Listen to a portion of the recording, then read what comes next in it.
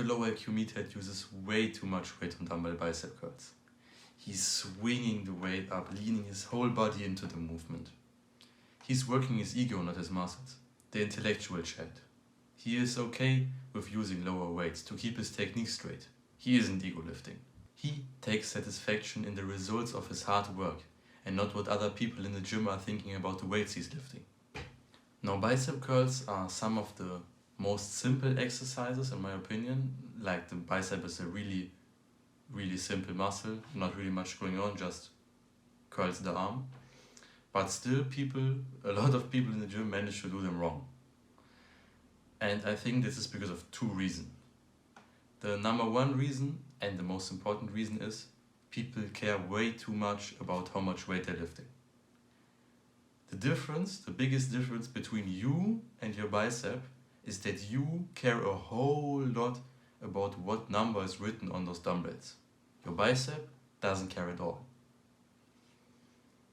When you want to grow your muscles, what is most important is the amount of resistance that's placed, the mechanical tension. Now, mechanical tension doesn't correlate with the amount of weight.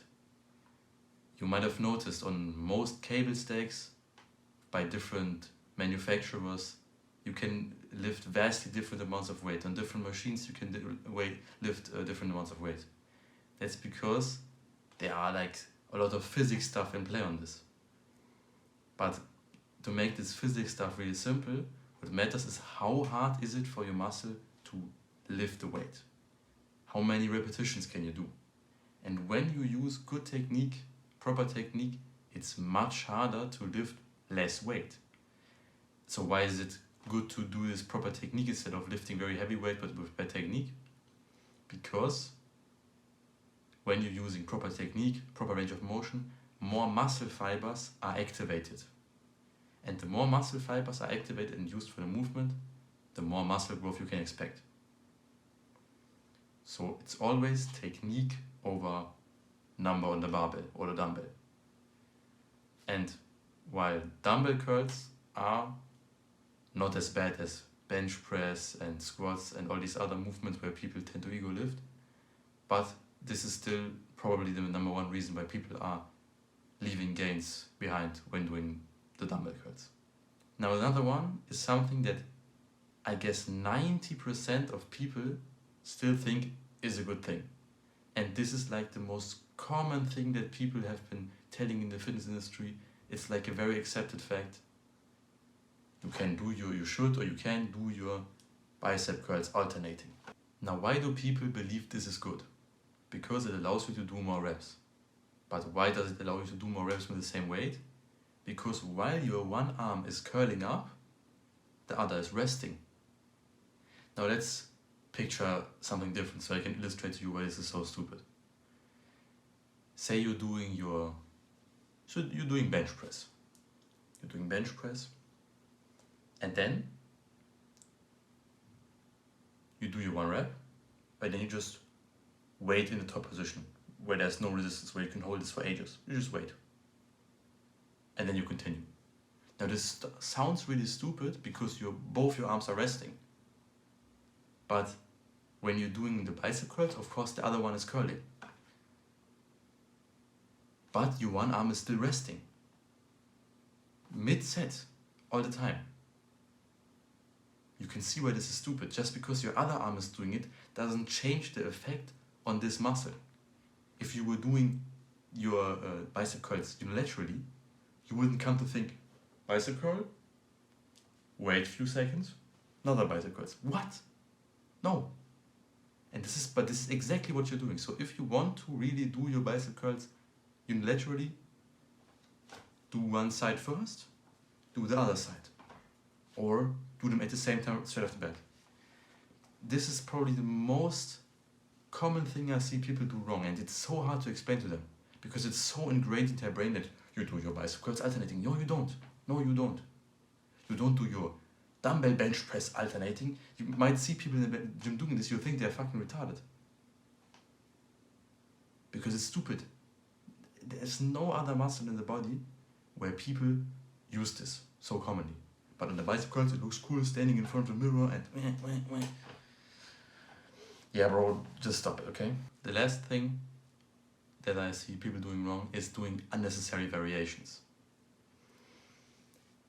This is something that's very common in those Instagram reels, the TikToks, where people show you this brand new exercise. The number one is the waiter curl. That's like the one I can think of straight off the bat when I think about like bullshit bicep exercises. As I said, the bicep is a very simple muscle to train. And I'm gonna tell you really shortly, because it is so simple, how you can do everything you need for the bicep curl. Bicep, two, it has two heads. The bicep is a muscle group comprised of two muscles, the outer head and the inner head. If you want to train the outer head, your body has to be behind, your arm has to be behind your body. If you want to train the inner head, your arm has to be out in front. Preacher curls, cable curls. Preacher curls, cable curls. The bicep doesn't benefit from stretch-mediated hypertrophy, so putting emphasis on the lengthened position isn't beneficial at all. It is strongest in the mid position, so that's why bicep curls are a good movement, because it's hardest here because of the gravity. So this is where the peak tension occurs, where the muscle is strongest. Great exercise. Preacher curls, wouldn't do a move for barbell, would do it on a machine if the machine is well built. Hardest here, mid position. Cable curls, set up the cable in a way that it's hardest here, mid position. Boom. That's it. All you need to do. 2, 3, maybe 3 exercises. But out here. So, the chin-ups are the best bicep exercise because the gymnasts have big arms. Oh my god, bro. Ridiculous. Do your waiter curls. What the fuck waiter curls, bro? You have your palms open, your fucking biceps don't attach to your fingers. Stop doing this crazy stuff, please. You're getting fooled by these influencers. So, to wrap this all up, if I had to give advice to my younger self, be a little bit more empathetic here, don't rage so much. I would tell him, leave the ego at the door.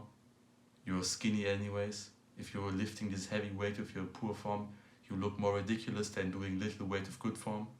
All the big guys in the gym, most of them, have understood this at some point and they don't think you're cool because you're lifting heavy weights. So leave the ego at the door. With the alternating curls, I can't really, took me a long time to find that out, but that's an obvious one. Maybe I would say on this, just use your brain a little bit more, question these like norms of lifting, and then don't just believe like the new fad in the exercise. That's it for today, guys. Make sure you don't do these mistakes again when you're doing your bicep curls again. Leave a like right now, comment, here's another video you can watch, and that's been it.